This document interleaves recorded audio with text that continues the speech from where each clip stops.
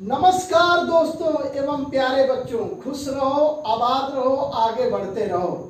सम्मानित दोस्तों एवं प्यारे बच्चों, मैं लाल सर यूपी एकेडमी में आप लोगों का बहुत बहुत स्वागत करता हूं। आपसे निवेदन करता हूं, यूपी एकेडमी को अधिक से अधिक संख्या में सब्सक्राइब करें, वीडियो लाइक करें, शेयर करते रहें।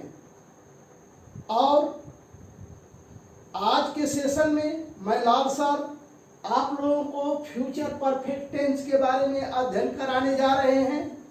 आइए देखते हैं फ्यूचर परफेक्ट कंटिन्यूअस टेंस की helping verb shall have will have. याद रखना, फ्यूचर परफेक्ट टेंस की helping verb shall have will have. Main verb क्रिया की थर्ड फॉर्म ऑफ वर्ब यानी V3। आइडेंटिफिकेशन यानी पहचान क्या है, हिंदी के जिस वाक्य के अंत में चुका होगा, चुके होंगे, चुकी होंगी, चुका होगा, चुकी होंगी आदि शब्द हो तो वह वाक्य फ्यूचर परफेक्ट टेंस में होता है। अंग्रेजी के जिस वाक्य में सब्जेक्ट के बाद शैल हैव या विल हैव के साथ वर्ब की थर्ड फॉर्म यानी V3 दिया हो तो वह वाक्य फ्यूचर परफेक्ट टेंस में होता है। इस टेंस में सब्जेक्ट के बाद शैल नॉट हैव या विल नॉट हैव के साथ V3 होता है। इस टेंस में सब्जेक्ट से पहले शैल या विल तथा सब्जेक्ट के बाद हैव के साथ V3 होता है। इस टेंस में सब्जेक्ट से पहले WH फैमिली के साथ शैल या विल तथा सब्जेक्ट के बाद हैव के साथ V3 होता है। याद रखो, आई तथा बी के साथ शैल हैव लगता है, यानी आई तथा बी के साथ शैल हैव का प्रयोग किया जाता है तथा आई तथा बी को छोड़कर अदर सब्जेक्ट यानी अन्य जो भी सब्जेक्ट बचेंगे आई और बी को छोड़कर उन सब के साथ विल हैव का प्रयोग होता है। Next, rules of future perfect tense. देखिए रूल्स क्या है, सब्जेक्ट आई प्लस शैल है plus V3 plus object plus other, यानी आई के साथ शैल है, सब्जेक्ट भी शैल है plus V3 plus object plus other. Other subject का मतलब आई बी को छोड़कर, विल है अदर सब्जेक्ट प्लस विल है plus V3 plus object plus other. Subject I plus shall not है plus V3 plus object plus other. Subject V plus shall not है V3 plus object plus other. Other subject plus will not है plus V3 plus object plus other. Shall oblique will plus subject plus है plus V3 plus object plus other. WH family के साथ शैल या will plus subject plus है plus V3 plus object plus other. WH family के साथ शैल या will plus subject के बाद नॉट है plus V3 plus object plus other. इससे रिलेटेड एक एक आपको सेंटेंस दे दिया गया है ताकि आपको समझने में सुविधा हो, और मैं समझता हूं कि इसको पढ़ लेंगे तो ये रूल्स आपका क्लियर हो। समझ फ्यूचर परफेक्ट टेंस से संबंधित कुछ सकारात्मक वाक्य यानी अफर्मेटिव सेंटेंस दिया है। आइए हम लोग पहचानते हैं सकारात्मक वाक्य को। मैं दिल्ली जा चुका हूँगा, देखिए चुका हूँगा। हम खाना खा चुके होंगे। तुम उपन्यास लिख चुके होगे। आप कमरा साफ कर चुके होंगे, बिल्कुल चुके होंगे। वह नदी में कूद चुका होगा, अंत में देखिए चुका होगा। वह सड़क पर दौड़ चुकी होगी।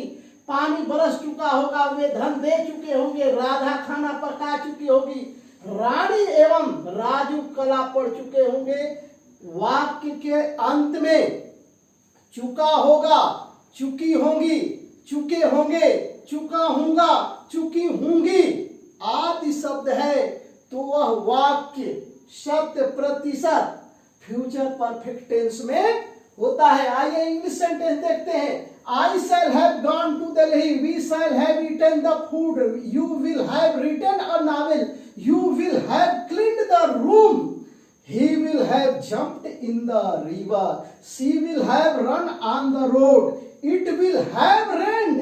They will given the money, Radha will have cooked the food, Rani and Raju will have read or, इसको हम थर्ड फॉर्म है, इसको हम रेड बोलेंगे। इस तरह से आप देखिए कि सब्जेक्ट के बाद शैल है, विल है और V3 यानी थर्ड फॉर्म दिया है, तो निश्चित रूप से ये सारे के सारे वाक्य फ्यूचर परफेक्ट टेंस में। अब आप लोगों के समझ प्रस्तुत है फ्यूचर परफेक्ट टेंस से नकारात्मक वाक्य यानी निगेटिव सेंटेंस।